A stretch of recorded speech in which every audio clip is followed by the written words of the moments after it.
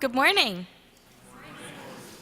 Welcome this morning to this very special Interfaith Chapel. It was only about a month ago that Dr. Jacqueline Bussey introduced me to Judy Jenkins, but I feel like we have gotten to know each other more deeply than a month typically affords. And so it is with great pleasure that on behalf of the Office of Ministry and the Forum on Faith and Life and all of Concordia College that we welcome you and Tom here this morning. Thank you both so much for your willingness and openness to share of your story and to invite us into the Baha'i tradition this morning.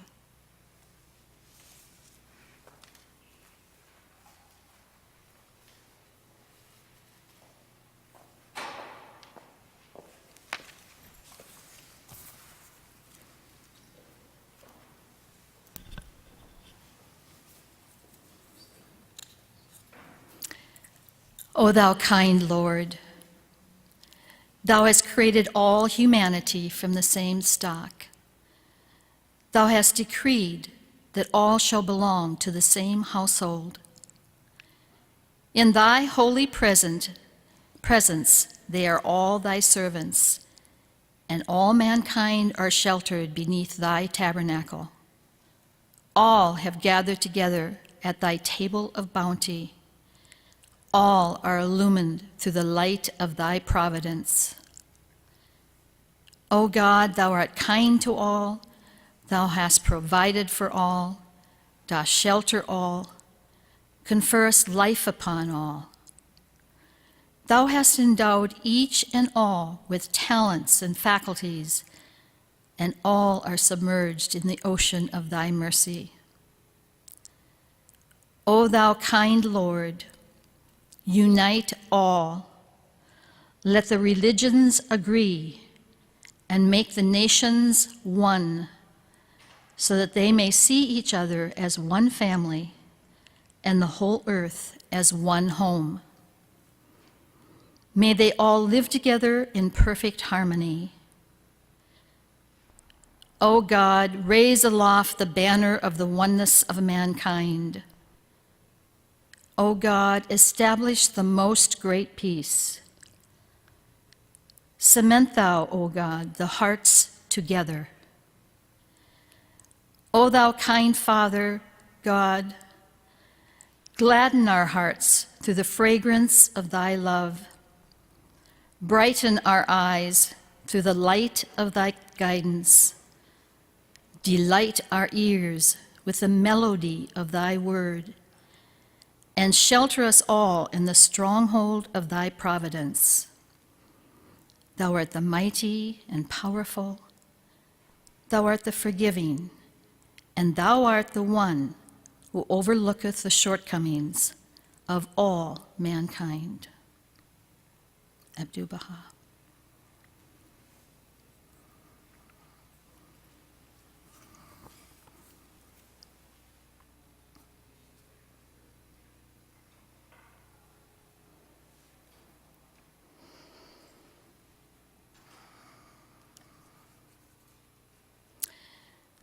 First of all, I'd like to thank Concordia College, the Forum on Faith and Life, the Office of the Ministry, and the Interfaith Scholars for inviting me to share my personal story this morning.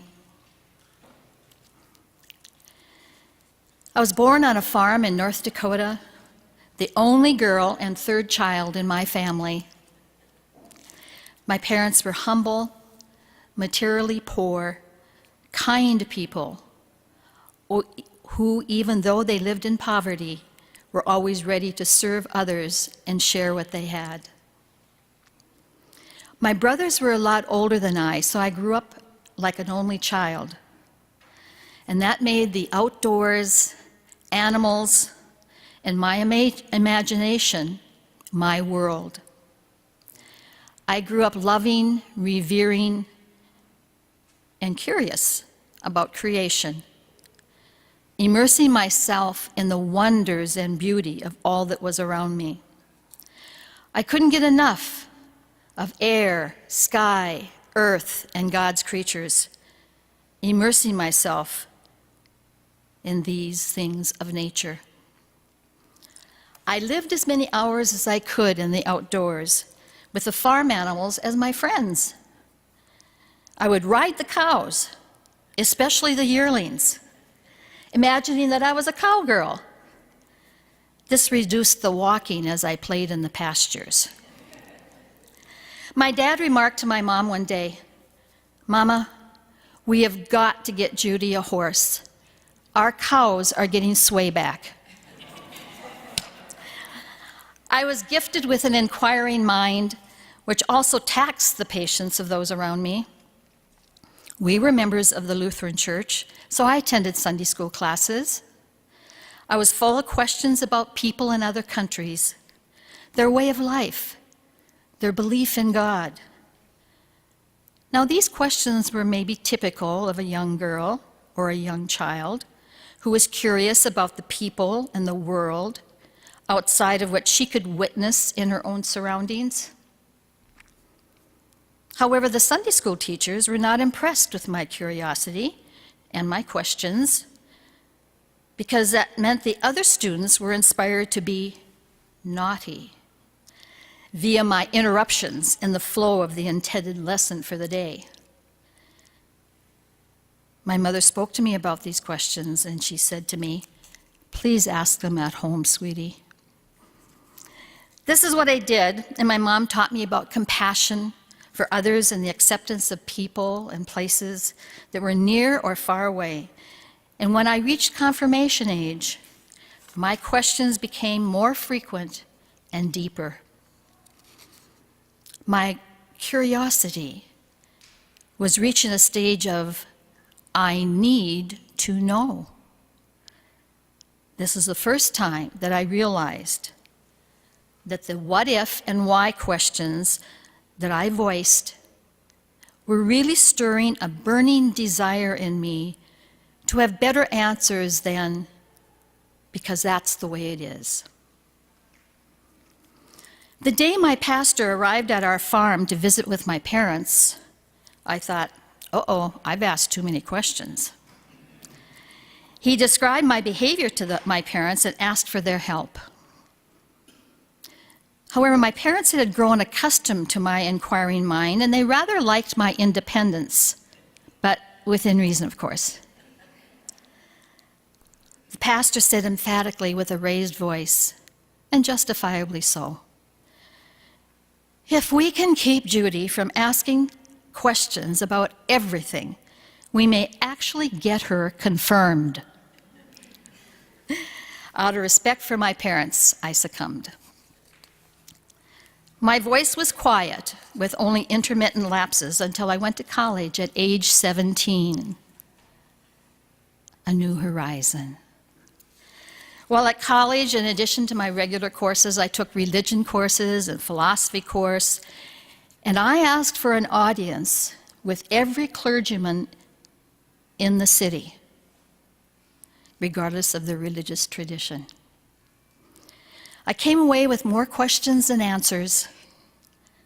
To me, the answers seemed to be like hearing rote memory. I was told by one pastor, "You are a young woman of little faith, since you have so many questions." I took this to my heart. After graduation, I was hired as a teacher for Fargo Public Schools, and I met two women who I came to admire for their demeanor. I spent time with them, and I learned about the Baha'i faith.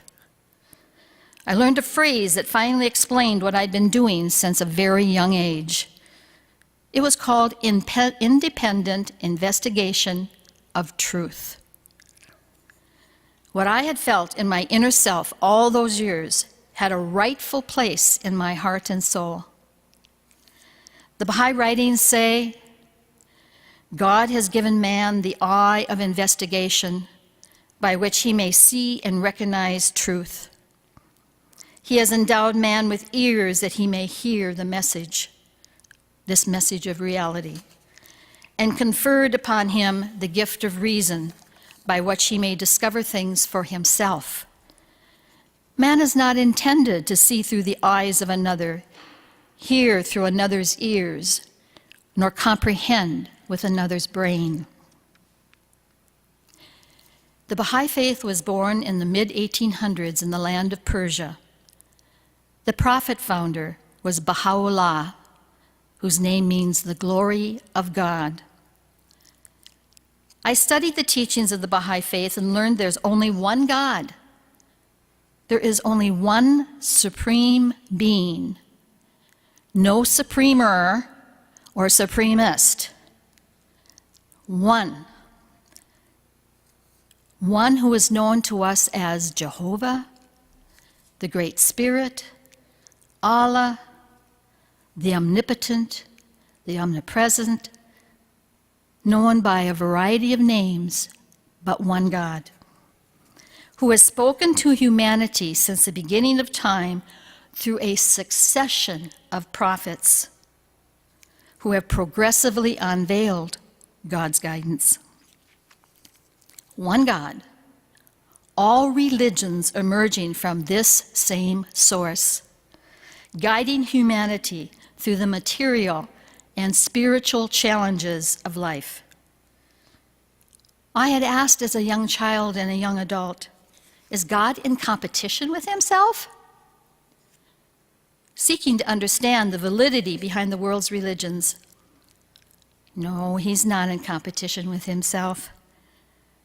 God's messages have come to us through a succession of prophets who have been our spiritual teachers. Down through the centuries, humanity has been guided by Buddha, Zoroaster, Krishna, Adam, Moses, Christ, Muhammad, and now the Bab and Baha'u'llah.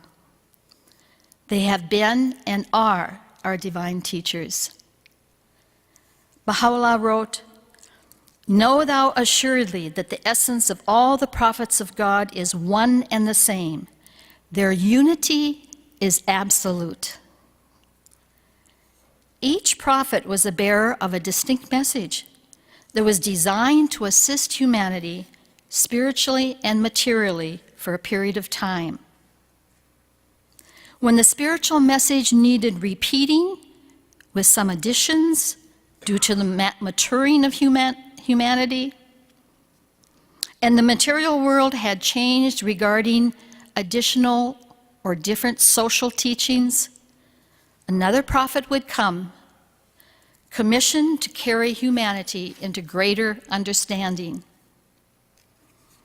Hence, one God, and the progressive nature of revelation, resulting in one religion on a continuum.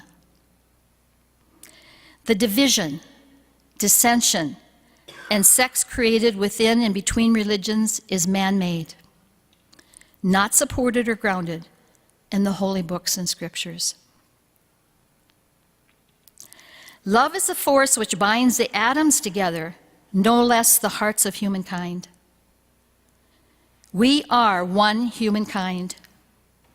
We are the flowers of God's garden, diverse in our beauty, and not meant to shackle our hearts with prejudices and division. As we heard in the opening prayer, Thou hast created all humanity from the same stock. Thou hast decreed that all shall belong to the same household. One God, one religion, one humanity. God keeps the guidance simple for us.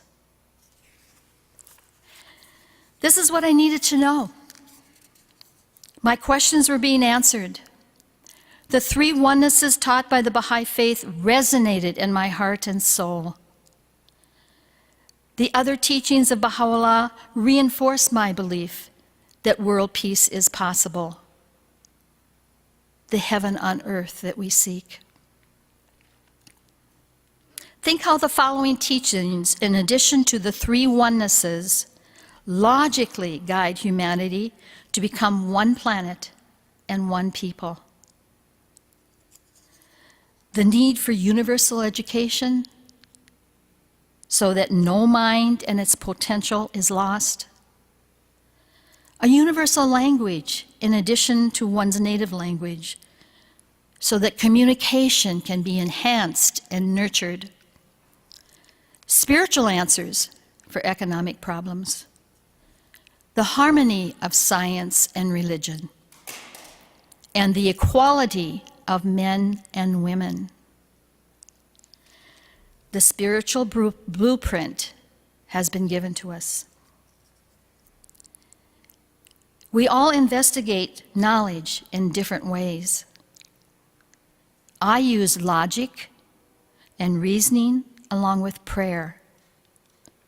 Some may need to study the fulfillment of prophecies. But whatever way we choose, it all starts with curiosity, questioning, and the need to know. Thank you.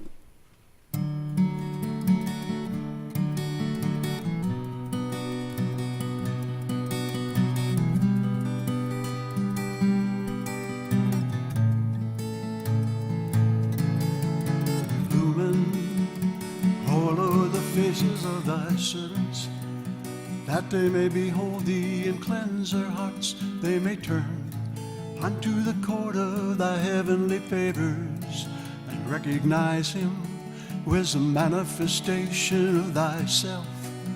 The dayspring of thine essence, verily thou art the Lord of all worlds. There is no God but thee, the unconstrained, all subduing Baha'u'llah, Baha'u'llah.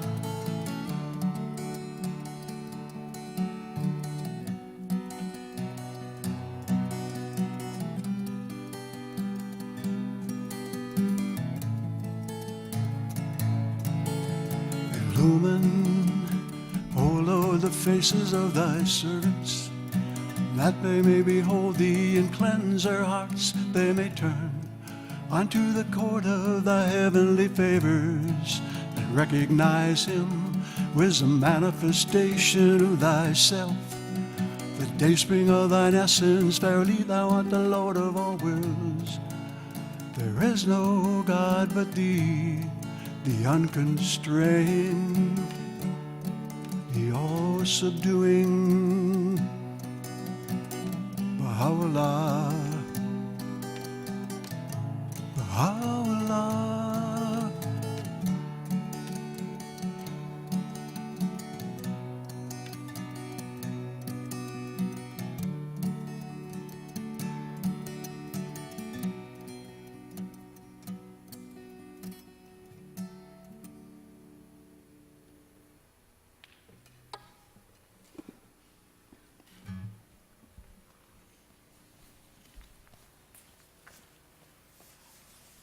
I invite you to stand.